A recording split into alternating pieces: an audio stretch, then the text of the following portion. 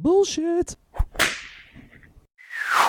Pretend for a moment we've entered a parallel universe, free of bullshit and full of bold solutions. That's what the No BS Show is all about. I'm your host, Dave Mastovich. Our guest today is Kevin Boulding. But first, let's cut the bullshit. Senator Daniel Patrick Moynihan once said, "Everyone is entitled to his own opinion, but not to his own facts." I love this quote because, like most people, I often quickly form an opinion, but I try to remember to reflect on the issue to gain additional perspective. I'm wondering if most people reflect at all, or do they just stick with the same opinion regardless of what they hear or learn? You see this a lot in sports. We tend to love the players and teams from the era when we were growing up, typically from around 12 years old through our mid-20s. We often fail to admit that as we evolve as a society, bodies change, training changes, eating changes, travel changes. This makes it difficult, if not impossible, to compare eras. As a result, it's probably most fair to evaluate how players and teams dominated their era versus how other players and teams from other eras dominated theirs. Then you can more fairly compare players of different times. You'll also see it in politics where people from the left and the right don't have to hear a dissenting opinion if they don't want to. They each have their networks, radio shows, and blogs to feed them exactly what they want to hear. In reality, people from both parties have been successful throughout history, and hardly anyone lives the party platform to a T. You also see it with generations. Older generations tend to find fault with the upcoming generation of that time. Boomers, Gen X, millennials each were bashed by their elders. The millennials will do just fine, and in due time they'll bash other generations. We're entitled to our own opinions, but not our own facts. Part of personal growth is being able to listen, learn, and adjust. Yes, stick to your core principles, but also open yourself up to other views. You might find you have more in common with, quote, the other side than you think. Another quote, as F. Scott Fitzgerald once said, "The test of a first-rate intelligence is the ability to hold two opposing ideas in mind at the same time and still retain the ability to function."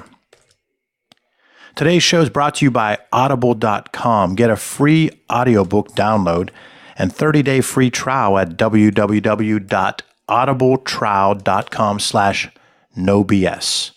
Over 180,000 titles to choose from for your iPhone, Android, Kindle, or MP3 player. Our guest today is Kevin Boulding, a seasoned senior executive leader with 20 years of progressive impact in urban, suburban, and corporate communities. Kevin has promoted healthy lifestyles, youth and family development, and strong social service programming in under-resourced communities in various leadership positions with the YMCA. And the big news, he was recently named the new CEO of the YMCA of Greater Pittsburgh. Kevin, congratulations on the promotion and welcome to the show. Thank you. Glad to be here. So walk us through your educational background and your career journey, which continues to rise. Educational background. Let's see. School for me was University of Virginia.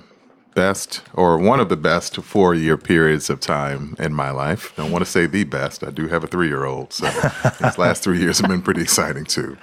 But went to school at University of Virginia.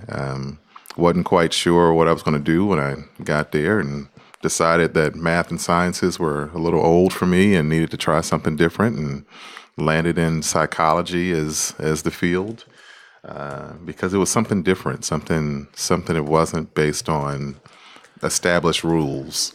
I think most people who go through that degree will say that everything that Freud said is an established rule, but I tried to challenge that. Didn't do too well in those classes, but made it out of University of Virginia, beautiful school, Charlottesville, Virginia. Everything after that has pretty much been YMCA. My first job out of school, actually, when I graduated from Virginia, I didn't know where I was going to go to school. I didn't know where I was going to work. I was one of those people who came out with no jobs, and went back home to my home city of Lynchburg, Virginia. Had to beg for a job at the company I'd been working with for summer vacations and winter vacations, and insurance company. And the lady said, "Well, no, Kevin, I don't want to hire you. You're not going to stay here very long." I said, "Please, please, please, I need a job." And I literally got on my knees and I got down in her office and I begged her for a job. And she says, okay, against my better judgment, I'll hire you. So I quit on my first day around, it was like about 3:00. I just couldn't even finish the full day. And I just said, man, if this is going to be what work life is about, then I need to find a different way to have some work life. And started working for a group called the Links. And the Links are a professional organization of African-American women. They have different chapters across the country. And I was running an after-school enrichment program for minority sixth graders. And I loved it. And I made a whopping $17,000 a year. And I knew I was doing something. Living at home with mom, making $17,000 a year. Oh, life was grand. And so did that for 2 years, absolutely loved it. I was volunteering for the Y at the time. And during that time span, got introduced to the Y, and someone said, well, you should apply for this job at this local YMCA, which is more like just more of a community center than anything else. No gym, no pool, none of the stuff that a lot of people attribute to traditional YMCAs. And just felt led to do that. And so next day applied for that job and ended up getting it a little ways down the line, stayed in Lynchburg for 2 years, decided I needed to go and do something else. Was fortunate that early on I had some people who really saw some potential and people who wanted to give me a chance to get out and do more things. So went from Lynchburg to Detroit, was in Detroit for 10 years, got a chance to do a lot of wonderful things in Detroit. Went from Detroit to Miami for 3 years. A wonderful diversion from reality, which is Miami. Believe everybody needs to do it for some portion of time in their life. And then here in Pittsburgh for the last 6.5. And so it's been a pretty good ride here in Pittsburgh since then. Let me go back to when you begged for the first job, which I'm impressed because I think when you're coming out of college, you've got to try to do whatever you can to get a job. I talk about freelancing to students at the college courses that I teach. I talk about part-time jobs during college being significant internships, obviously. When she said, against my better judgment, then you quit the same day. Tell me how that relationship went. Well, it wasn't a pleasant conversation. But I knew, the first day, and for anybody who does this, God bless you, there's a special place in heaven for you. I just knew that filing wasn't going to be my thing. And I had early on, what's always been instilled in me is you have to do what's right for people. And that job, good company and all of that, I just didn't feel like there was a personal connection that was helping me do right for people. So yeah, going back I just went back to her, and when I walked in the office, she says, okay, I know, just leave. And that's just the way it went. So it was a quick conversation. We had better conversations in the years to follow. Mm-hmm. But for that particular day, I think to your point, when you're young, you've got to be able to understand what you're about, and you've got to be able to understand, I guess, to some extent, what your brand is, what you care about.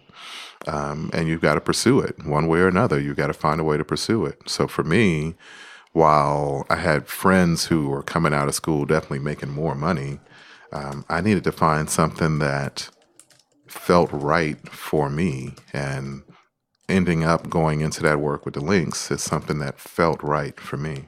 Mm-hmm.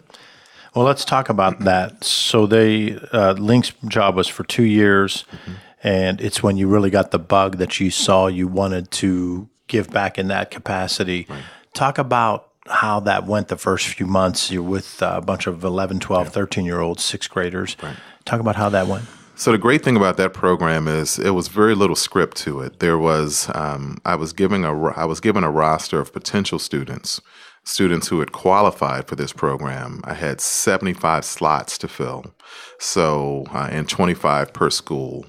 So it was my job to go through the roster and literally recruit each one of these children into the program. So I'd go through the list and start making phone calls to homes, and this is when everybody just had phones in the homes, and started talking to moms and dads and kids and trying to get them into this program. The wonderful thing about that program, and I remember how I used to always relate to the kids. For that program, I not only knew, the basics on the kids, how well they're doing, the names academically, where they're performing and all of that.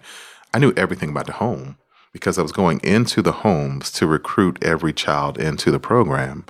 I knew their phone numbers. I could tell them at any time, if Mikey or whatever, he's messing up in class, I could say, "Hey, Mike, be careful. I'm going to go and call Joe and Susan and tell Joe and Susan how you're acting today.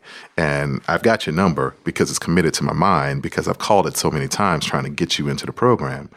I was in the living room for every child that's in that program. So you get to know them all. And for me, in the city that this program was in, it was a school district that it's a good school district, but at the same time, it was a school district where some of the academics were, or at least what they were told, was a little bit limited.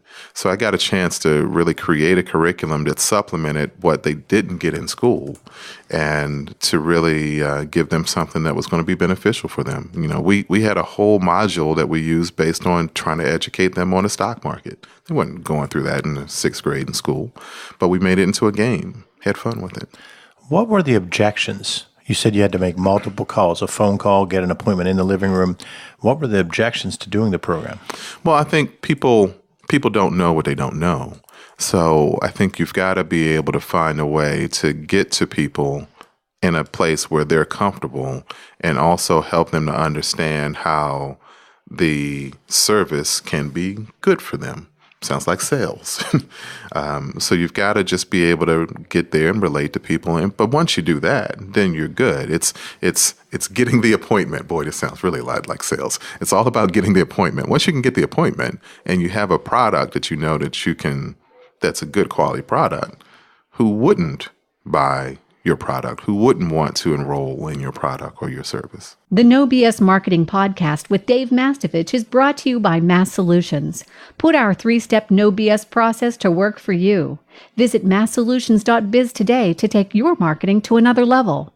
It's all about bold solutions, no BS. Then you volunteer. While you're doing that, you're volunteering at the Y. And I think this is so important for all of our listeners. It doesn't matter. Even if someone's 30 years old and in the middle of the upward part of their career, they can still volunteer, and it's helping the community. You feel good about it, but then it also, even though it's not the motive, it also ends up leading to other things. Right. So talk about that. Yeah, so this Y that I was volunteering at, this is the Y that my mom and aunts and uncles went to in Lynchburg, Virginia, when Lynchburg was still segregated. At the time, there was a black Y and there was a white Y. And so this was the Y that meant so much for my mom and aunts and uncles. It was the only place that they could go. It was adjacent to the black high school. So getting a chance to volunteer for this Y, even though I was never the typical kind of Y rat or Y brat that sometimes people talk about, I didn't grow up in the Y, but it was a place that meant a lot had a lot of history for my family. And when I started going there and volunteering, some of the older people who were there, they just knew the name and they could see the height, and they could say, "Oh, you must be such and such's, niece, nephew, definitely not niece, nephew, son, yeah. Whomever." Yeah. So volunteering for me was a way of giving back and helping to do something that really was meaningful. And to your point, yeah, you never know. You never know who your next boss is going to be. You never know who you're taking, who your efforts are impressing at any given time. So yeah, whenever you're doing something, you put everything you can into it and make sure that people understand that this is you, that this is the entirety of you, that you're bringing everything that you can to the game, and then leave it to others to find ways to parlay that into ways that may be able to help their company, their business, their service.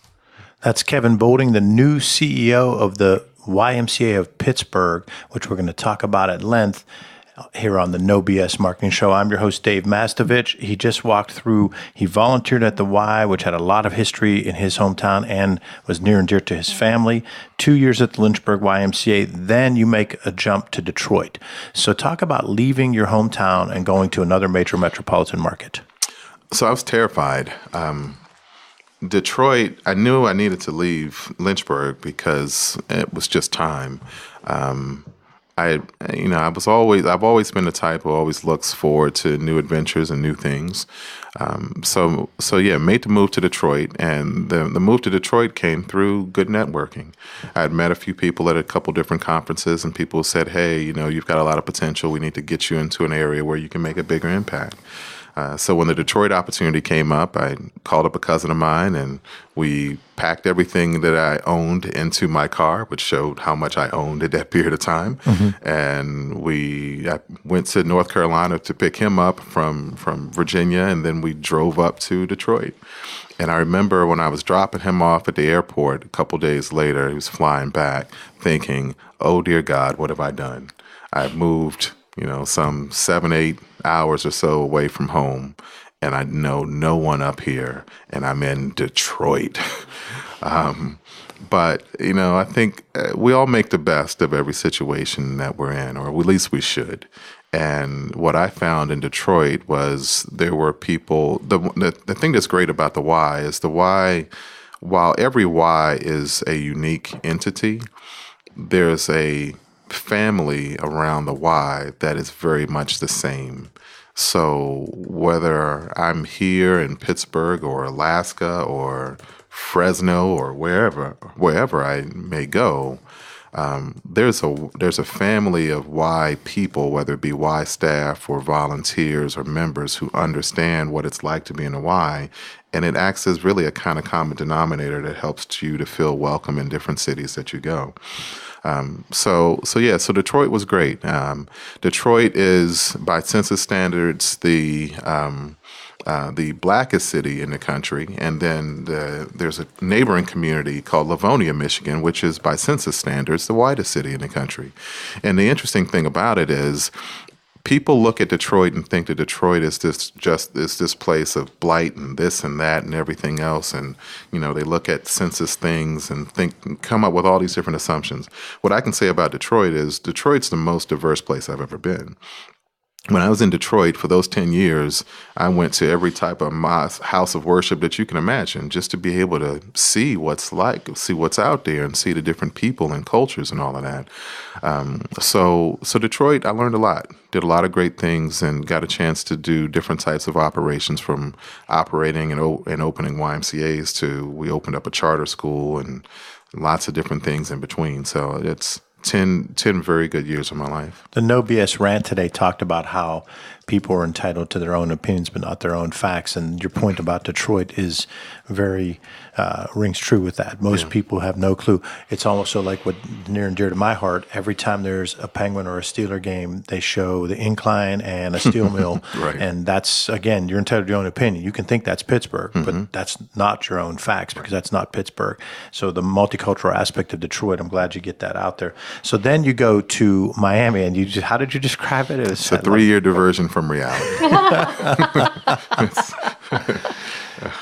I was, so after 10 years in Detroit, decided it was definitely time to find and do something a little differently. And so in that period of time, Detroit had prepared me to do a lot of different things and to see a lot of different things. Mm-hmm. So moving to Miami was interesting. I don't think anybody can really prepare to go to Miami. You have no idea what you're about to experience. But Miami was wonderful in that it's definitely a whole lot warmer than Detroit is. And after 10 years of Detroit winters, I was ripe for some warmer times. But I also appreciated the diversity that you see in Miami also. It's the culture, the people, the lifestyle. It's amazing. It's one of my very first, just quick example was I think I'd been there about 2 weeks, and the staff at one of my the Ys I was working at, said, well, have you gone out anywhere? Have you been to anything yet? And I said, well, no. They said, well, come over. We're going to meet at such and such's house, and we'll take you out. And I'm thinking, well, it's Wednesday, so this will be pretty sober, well, pretty tame, no pun intended. And so we ended up, they said, well, meet at Trey's house at 10 o'clock. And I'm thinking, well, 10 o'clock? What 10 o'clock on a Wednesday? Shouldn't we be finishing at 10 o'clock on Wednesday? And so we meet, and sure enough, at this one guy's house at 10 o'clock. And then we all head out a little bit later. And I'm thinking, why is it 10 o'clock when it's again? So we get out to South Beach, and we go to this club on South Beach. And we get there, and there's a line. I said, well, why is there a line? They said, well, it hasn't opened yet. The club hadn't opened. And welcome to Miami. Right, welcome to Miami. The club didn't open until 12:30. So one of my first experiences in Miami was definitely going out and clubbing it up with my staff starting at 12:30 and watching everybody come into work the next day. And the rest of them were fine because that's just what they did. I was a mess. It was a mess. I needed more sleep than that. That was not a good thing. So, like LeBron, James, you took your talents to South Beach. But again, like prior to LeBron, I saw in one of your interviews, in another interview, you said you gave LeBron the example that you can come back to a colder climate and be successful, right? Yeah, absolutely. You can definitely come back. And actually, to your point earlier about, people not being entitled to their own facts. So when I got the call about an opportunity here, our prior president and CEO, Eric Mann, called me up and he said, hey, man, I've got an opportunity. I want you to listen to this and see what you think. And so he told me about this job here. And at the end, I said, well, what are you looking for? Are you looking for a recommendation of somebody? And he said, well, no, fool, you. and I said, well, man, do you understand what I'm looking at right now? At the time, I was driving down to the Keys, sunroof open. It's like October. It's a beautiful day. And I'm thinking, you want me to come up to Pittsburgh? And as far as I knew of, number one, I'm thinking cold again. And I wasn't quite ready for cold again. But my knowledge of Pittsburgh at the time was steel mills and more steel mills. That's really all I knew about it. And maybe the football team a little bit. And yeah, maybe the football team a little bit. a little bit of football. But at the time, it was really fortunate that at that exact same time, that's when Pittsburgh was hosting, what was it, G20? G20. Mm-hmm. The G20. And there was a ton of different coverage on the news. We looked good then. Brian Williams. We looked right. so There was good. a ton of coverage about Pittsburgh as this wonderful, livable city, a place great for families. And at the time, my fiance and I, we knew that we liked the esteemed Miami. Rhonda. The esteemed Rhonda. Yeah. Yeah, that's how we met you. Right, exactly. We knew that we wanted to start a family, and we knew that we did not want to start the family in Miami for many of the reasons I started to talk about. And so being able to see that coverage that was going on, painting Pittsburgh as this green city, and they even made the rivers look really clean. That's just, I know. So it was just painted as this wonderful city to raise a family. And we said, well, that's what we're about right now. Mm-hmm. That's the phase of life where we're in. We want to be able to raise a family. So between that and the fact that Pittsburgh was a really good why, I said, okay, we'll come up and take a look. And the look turned into a whole lot more. So yeah. We're lucky that the G20 was here because we're lucky to have you, Rhonda, and Kira, their 3-year-old beautiful daughter who was born on the same day as Mike and Samantha Gaddy's son, Felix. Yeah. Now, how about that? 2 people within Mass Solutions at the same time having on the same day. But the thing like the G20, what bothers me about that narrow-mindedness of people is I can go back to when there was Plan A and Plan B to build stadiums on the North Shore, and people didn't want to see any money go to that. Mm-hmm. And yet all of those people benefit from it. I don't like baseball. You still benefit from the fact that we're not Schenectady. We're not Schenectady because we have 3 professional teams. Last night, we're nationally seen. The G20 being here makes an impact. Landing talent like you happens because of the G20. The residents of the region need to understand that, and some do, but a lot don't, and it's just irksome. Yeah. I think anytime that you can expand the vision of the city to more people, it's only positive things that'll come from it.